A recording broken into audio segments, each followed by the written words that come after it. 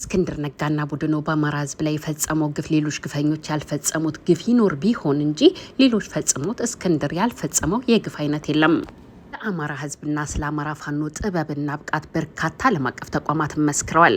ነገር ግን በደካሞች ለህልውና አደጋ እስከ መጋለጥ ያደረሰው በተፋላሚዎቹ ጥንካሬ ሳይሆን በራሱ ድክመት ነው።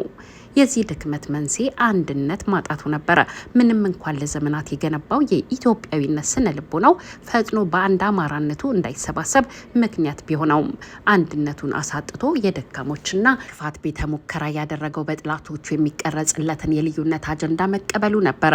ዛሬ ግን ከባንዳዎች በስተቀር ወያኔና ኦነግ በሚፈበርኩት የልዩነት አጀንዳ የሚከፋፈል አማራ የለም።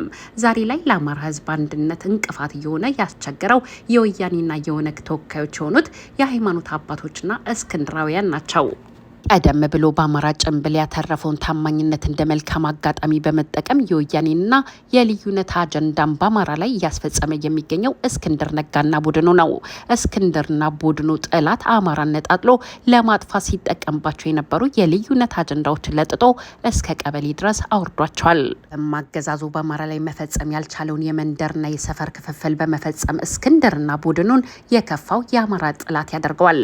ለምሳሌ ጠላት አማራን እርስ በርስ ጋይቶ ለማጥፋት ያደረገው ሙከራ የከሸፈበትን የሰኔ 15ቱን የልዩነት አጀንዳ እስክንድርና ቡድኑ ተጠቅመውበታል። ወያኔና በኦነጎች ግፊት ከጎጥ በታች ሊወርድ ያልቻለውን የልዩነት አጀንዳ እስክንድር ነጋና ቡድኑ ዝቅ በማድረግ ሸዋና ወሎን፣ ጎንደርን ለሁለት ከፋፍሎበታል። ከዚያም አልፎ የአንድ ወረዳ ፋኖችን በሁለት ጎራ አሰልፎ ወንድማማቾቹን ደም አቃብቷል። ጠላት እንኳን ያላደረገውን አደገኛ ክትትል ዛሬ ላይ ቀለል አድርጎ ስሜቱን ብቻ ለማርካት ግፋ ብለው የሚለው እስክንድራውያን ጭፍን ደጋፊ እስክንድር ነጋ ነገ ይዞት የሚመጣውን ጣጣ ቆም ብሎ ማሰብ አልቻለም። እስክንድራውያን ለአማራ የታገሉ ለማስመሰል ቢሞክሩም በተግባር ግን ጠላት እንደ በሬ ቅርጫት የተከፋፈለውን የአማራ ርስትና ሕዝብን ወደ ነባር ማንነቱ እንዳይመለስ ነው እየታገሉ የሚገኙት። እስክንድራውያን ሸዋ ጠቅላይ ግዛት እዝን የመሰረት ነው የቱለማ ኦሮሞ ወገኖች መሬትም ርስታችን ስለሆነ ነው ካሉ በኋላ ጎጃምን ግን አገውና አማራ በሚል አጀንዳ በመከፋፈል የጥላትን አጀንዳ ሲያስፈጽሙ ቆይተዋል። እያስፈጸሙም ይገኛሉ። ዘራ ፋኖን የሸዋ ጠቅላይ ግዛት እዝ አባል አደረግ ነው ካሉ በኋላ የጎጃም ፋኖ የወለጋም ፋኖ ሲደግፍ ግን የተቃውሞ ድምጻቸውን በማሰማት የጥላትን አጀንዳ አስፈጻሚነታቸውን ያረጋግጣል አሉ። እስክንድር ነጋ የሚመራው ድርጅት ለአማራ እንደሚታገል ከነገረም በኋላ በእስክንድር ነጋ በኩል ግን አዲስ አበባ የአማራ አይደለችም ብለው የአብይ አህመድን አገዛዝ አጀንዳ ያስተጋባሉ። የአማራ ያለውና ትግልን በዳውንት ቁጥቋጦ ስር ሊቋጩት ይሞክራሉ። ለአማራ ህዝብ ነው የምንታገለው ካሉም በኋላ በእናኪለ በኩል ህገ መንግስቱ እንደማይነካ ይነግሩናል። በእናበበ በኩል 4 ኪሎ እንደሚገቡ ከነገሩም በኋላ በእናብታሙ ባሻ በኩል ግን አማራ ሰላሊን ከረገጠ አለቀለት ይሉናል። እነ ኮሎኔል ፋንታውንና በመከታው ማሞ በኩል ያገዛዙን ኃይል እንደሚዋጉ ከነገሩም በኋላ በሰለሞን አጥናውና እያሱ አባተ በኩል ደግሞ ወልቃይት ላይ የሚገኙ ያገዛዙ ሰራዊት ቀይ መስመራቸው እንደሆነ ይነግሩናል። በነመከታው ማሞና ኮሎኔል ፋንታውን በኩል ከዲያስፖራው ገንዘብ የሚያሰባስቡ ለአማራ አንድነት ማጠናከሪያ እንደሆነ ከነገሩም በኋላ ለእስክንድር ነጋና በሰለሞን አጥና በኩል ግን የአማራ ፋኖን ሊበታትኑ እንደሆነ ይነግሩናል። አማራን እንጠብቃለን ካሉም በኋላ በኮሎኔል ፋንታውን በኩል ከግሸን በነጌታ አስራድ በኩል ከጎንደር ሊያስጠቁሩ ይሞክራሉ።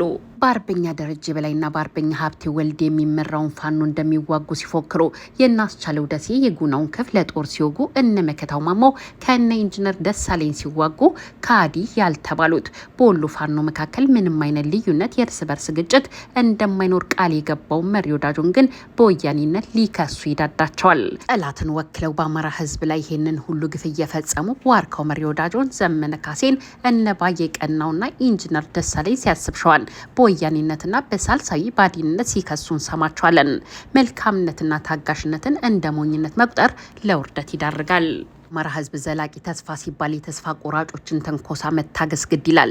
ሊወጡት የማይችሉት አዘቅቶ የገቡት እስክንድራውያን ተስፋ ቆርጠዋል። ተስፋ የቆረጠ ደግሞ ምንም ከማለትም ሆነ ከማድረግ ወደ ኋላ አይልም። ድብቁ የዳውንት ድርድር እስክንድራውያንን እንደ ቅቤ ያቀለጠ ሲሆን፣ በአንጻሩ እውነተኛ ፋኖችን የአማራን የቁርጥ ልጆች መሆናቸውን ያረጋገጠ መድረክ ሆኗል። እስክንድራውያን በውስጣቸው የተቀጣጠለውን ሰደድ እሳት ለማብረድ አስበው ያደረጉት የሚዲያ ወረራ ውጤት ባለማምጣቱ እስክንድር ከስልጣን ተነሳ የሚል ዜና አስነገሩ። የእስክንድር ከስልጣን መነሳት መራገቡን ሲመለከቱ ደግሞ እስክንድር ከስልጣን አልተነሳም የሚል የማስተባበያ ዜና ቢያስነግሩም ህዝባዊ ቅቡልነት ሊያስገኝላቸው እንደሚችል አስበው አስተባበሉ። እሱም አልተሳካላቸውም። በዚህ ሁሉ ጥረት ተስፋ የቆረጡ ሴረኞች ግን መጨረሻ የሌለውንና የመጨረሻ ያሉትን ሌላ ሴራ ጀምረዋል። እሱም ሊበላቸው ጫፍ የደረሰውን የራሳቸውን ሰራዊት ማስበርገግ የሚል ሴራ ነው።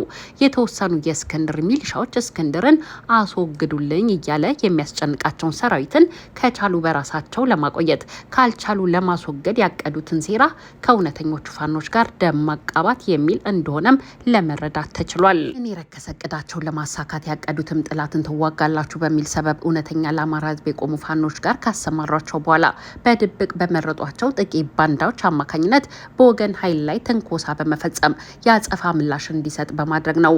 ልቡ ወደ እውነተኞቹ ፋኖች የሸፈተውን ሰራዊት እውነተኞቹ በሚወስዱት አጸፋዊ ምላሽ እንዲበሳጭ በማድረግ አይወድ በግድ እንዲቆይ ማድረግ እንችላለን የሚል ሴራ መጎንጎናቸው ታውቋል። ለዚህ ምስክር የሚሆነው እነ ኮሎኔል ፋንታውን በነመሪ ወዳጁ ላይ ትንኮሳ ከፈጸሙ በኋላ የተነኩ መስለው የሚጮት ለዚህ ነው። እና አርበኛ ደረጀ በላይ ጦራቸውን ወደ አገዛዙ ኃይል ማዝመቱን ትተው ወደ ወንድሞቻቸው ለማዝመት መፎከራቸውን ለተመለከተ ከእውነተኞቹ ፋኖች የሚጠበቀው ግን እነዚህም በአማራ ህልውና ትግል ላይ የሚዘሉትን አይጦች መታገስ ብቻና በሰላም መነጋገር ነው። ለነዚህ ተስፋ ቆራጮች በጦር ምላሽ መስጠት የአማራ ፋኖን አላማና ስነ ምግባር የማይወክል አንድም ተስፋቸውን ማለምለም ነው። ሲቀጥልም የአማራን ህዝባዊ ህልውና ትግል መጉዳት እንደሆነ ነው። ትዕግስት ማን እንደሚያተርፍና ማን እንደሚከስርም ተረጋግጧል። እና መታገስ በእነ አርበኛ ወልዴ ድርሳን ብራኒና ሌሎችም ይመራ የነበረው ግዙፍ ኃይል ወደ እውነተኛ ማንነቱ የተመለሰው በትዕግስት መሆኑን ያየ የትዕግስትን ዋጋ ይገነዘባል። ለአማራ ህዝብ ህልውና ሲባል ትዕግስትን ብቸኛ ምርጫ ማድረግ ያስፈልጋል። ሊወድቅ አንድ ሐሙስ የቀረውን ቤት ነክቶ ራሱን ዕዳ ውስጥ የሚከት ራሱ የዋህ ነው አሊያም ሴረኛ ነው። ቡድኑ በአማራ ህዝብ ላይ የፈጸመው ግፍ ሌሎች ግፈኞች ያልፈጸሙት ግፍ ይኖር ቢሆን እንጂ ሌሎች ፈጽሞት እስክንድር ያልፈጸመው የግፍ አይነት የለም። ለአማራ ህዝብና ስለ አማራ ፋኖ ጥበብና ብቃት በርካታ ዓለም አቀፍ ተቋማትን መስክረዋል። ነገር ግን በደካሞች ለህልውና አደጋ እስከ መጋለጥ ያደረሰው በተፋላሚዎቹ ጥንካሬ ሳይሆን በራሱ ድክመት ነው። የዚህ ድክመት መንስኤ አንድነት ማጣቱ ነበረ። ምንም እንኳን ለዘመናት የገነባው የኢትዮጵያዊነት ስነ ልቦናው ፈጥኖ በአንድ አማራነቱ እንዳይሰባሰብ ምክንያት ቢሆነውም አንድነቱን አሳጥቶ የደካሞችና ክፋት ቤተ ሙከራ ያደረገው በጥላቶቹ የሚቀረጽለትን የልዩነት አጀንዳ መቀበሉ ነበረ። ዛሬ ግን ከባንዳዎች በስተቀር ወያኔና ኦነግ በሚፈበርኩት የልዩነት አጀንዳ የሚከፋፈል አማራ የለም። ዛሬ ላይ ለአማራ ህዝብ አንድነት እንቅፋት እየሆነ ያስቸገረው የወያኔና የኦነግ ተወካዮች የሆኑት የሃይማኖት አባቶችና እስክንድራውያን ናቸው። ቀደም ብሎ በአማራ ጭንብል ያተረፈውን ታማኝነት እንደ መልካም አጋጣሚ በመጠቀም የወያኔና የልዩነት አጀንዳን በአማራ ላይ እያስፈጸመ የሚገኘው እስክንድር ነጋና ቡድኑ ነው። እስክንድርና ቡድኑ ጠላት አማራን ነጣጥሎ ለማጥፋት ሲጠቀምባቸው የነበሩ የልዩነት አጀንዳዎችን ለጥጦ እስከ ቀበሌ ድረስ አውርዷቸዋል። አገዛዙ በአማራ ላይ መፈጸም ያልቻለውን የመንደርና የሰፈር ክፍፍል በመፈጸም እስክንድርና ቡድኑን የከፋው የአማራ ጠላት ያደርገዋል። ለምሳሌ ጠላት አማራን እርስ በርስ አጋይቶ ለማጥፋት ያደረገው ሙከራ የከሸፈበትን የሰኔ 15ቱን የልዩነት አጀንዳ እስክንድርና ቡድኑ ተጠቅመውበታል። ወያኔና በኦነጎች ግፊት ከጎጥ በታች ሊወርድ ያልቻለውን የልዩነት አጀንዳ እስክንድር ነጋና ቡድኑ ዝቅ በማድረግ ሸዋና ወሎን፣ ጎንደርን ለሁለት ከፋፍሎበታል። ከዚያም አልፎ የአንድ ወረዳ ፋኖችን በሁለት ጎራ አሰልፎ ወንድማማቾቹን ደም አቃብቷል። ጠላት እንኳን ያላደረገውን አደገኛ ክትትል ዛሬ ላይ ቀለል አድርጎ ስሜቱን ብቻ ለማርካት ግፋ ብለው የሚለው እስክንድራውያን ጭፍን ደጋፊ እስክንድር ነጋ ነገ ይዞት የሚመጣውን ጣጣ ቆም ብሎ ማሰብ አልቻለም። እስክንድራውያን ለአማራ የታገሉ ለማስመሰል ቢሞክሩም በተግባር ግን ጠላት እንደ በሬ ቅርጫት የተከፋፈለውን የአማራ ርስትና ህዝብን ወደ ነባር ማንነቱ እንዳይመለስ ነው እየታገሉ የሚገኙት። እስክንድራውያን ሸዋ ጠቅላይ ግዛት እዝን የመሰረት ነው የቱለማ ኦሮሞ ወገኖች መሬትም ርስታችን ስለሆነ ነው ካሉ በኋላ ጎጃምን ግን አገውና አማራ በሚል አጀንዳ በመከፋፈል የጥላትን አጀንዳ ሲያስፈጽሙ ቆይተዋል፣ እያስፈጸሙም ይገኛሉ። ዘራፍ ፋኖን የሸዋ ጠቅላይ ግዛት እዝ አባል አደረግነው ካሉ በኋላ የጎጃም ፋኖ የወለጋም ፋኖ ሲደግፍ ግን የተቃውሞ ድምጻቸውን በማሰማት የጥላትን አጀንዳ አስፈጻሚነታቸውን ያረጋግጣል አሉ። እስክንድር ነጋ የሚመራው ድርጅት ለአማራ እንደሚታገል ከነገረም በኋላ በእስክንድር ነጋ በኩል ግን አዲስ አበባ የአማራ አይደለችም ብለው የአብይ አህመድን አገዛዝ አጀንዳ ያስተጋባሉ። የአማራ ያለውና ትግልን በዳውንት ቁጥቋጦ ስር ሊቋጩት ይሞክራሉ። ለአማራ ህዝብ ነው የምንታገለው ካሉም በኋላ በእነ አኪለ በኩል ህገ መንግስቱ እንደማይነካ ይነግሩናል። በእነ አበበ በኩል 4 ኪሎ እንደሚገቡ ከነገሩም በኋላ በእነ ሀብታሙ ባሻ በኩል ግን አማራ ሰላሌን ከረገጠ አለቀለት ይሉናል። እነ ኮሎኔል ፋንታውንና በመከታው ማሞ በኩል ያገዛዙን ኃይል እንደሚዋጉ ከነገሩም በኋላ በሰለሞን አጥናውና እያሱ አባተ በኩል ደግሞ ወልቃይት ላይ የሚገኙ ያገዛዙ ሰራዊት ቀይ መስመራቸው እንደሆነ ይነግሩናል። በነመከታው ማሞና ኮሎኔል ፋንታውን በኩል ከዲያስፖራው ገንዘብ የሚያሰባስቡ ለአማራ አንድነት ማጠናከሪያ እንደሆነ ከነገሩም በኋላ ለእስክንድር ነጋና በሰለሞን አጥና በኩል ግን የአማራ ፋኖን ሊበታትኑ እንደሆነ ይነግሩናል። አማራን እንጠብቃለን ካሉም በኋላ በኮሎኔል ፋንታውን በኩል ከግሸን በነጌታ አስራደ በኩል ከጎንደር ሊያስጠቁሩ ይሞክራሉ። በአርበኛ ደረጀ በላይና በአርበኛ ሀብቴ ወልድ የሚመራውን ፋኖ እንደሚዋጉ ሲፎክሩ የናስቻለው ደሴ የጉናውን ክፍለ ጦር ሲወጉ እነ መከታው ማሞ ከነ ኢንጂነር ደሳለኝ ሲዋጉ ካዲ ያልተባሉት በወሎ ፋኖ መካከል ምንም አይነት ልዩነት የእርስ በርስ ግጭት እንደማይኖር ቃል የገባው መሪ ወዳጆን ግን በወያኔነት ሊከሱ ይዳዳቸዋል። ጠላትን ወክለው በአማራ ህዝብ ላይ ይህንን ሁሉ ግፍ እየፈጸሙ ዋርካው መሪ ወዳጆን ዘመነ ካሴን እነ ባየ ቀናውና ኢንጂነር ደሳለኝ ሲያስብሸዋል በወያኔነትና በሳልሳዊ ባዲነት ሲከሱን ሰማቸዋለን። መልካምነትና ታጋሽነትን እንደ ሞኝነት መቁጠር ለውርደት ይዳርጋል። አማራ ህዝብ ዘላቂ ተስፋ ሲባል የተስፋ ቆራጮችን ተንኮሳ መታገስ ግድ ይላል። ሊወጡት የማይችሉት አዘቅቱ የገቡት እስክንድራውያን ተስፋ ቆርጠዋል። ተስፋ የቆረጠ ደግሞ ምንም ከማለትም ሆነ ከማድረግ ወደ ኋላ አይልም። ድብቁ የዳውንት ድርድር እስክንድራውያንን እንደ ቅቤ ያቀለጠ ሲሆን፣ በአንጻሩ እውነተኛ ፋኖችን የአማራን የቁርጥ ልጆች መሆናቸውን ያረጋገጠ መድረክ ሆኗል። እስክንድራውያን በውስጣቸው የተቀጣጠለውን ሰደድ እሳት ለማብረድ አስበው ያደረጉት የሚዲያ ወረራ ውጤት ባለማምጣቱ እስክንድር ከስልጣን ተነሳ የሚል ዜና አስነገሩ። የእስክንድር ከስልጣን መነሳት መራገቡን ሲመለከቱ ደግሞ እስክንድር ከስልጣን አልተነሳም የሚል የማስተባበያ ዜና ቢያስነግሩም ህዝባዊ ቅቡልነት ሊያስገኝላቸው እንደሚችል አስበው አስተባበሉ።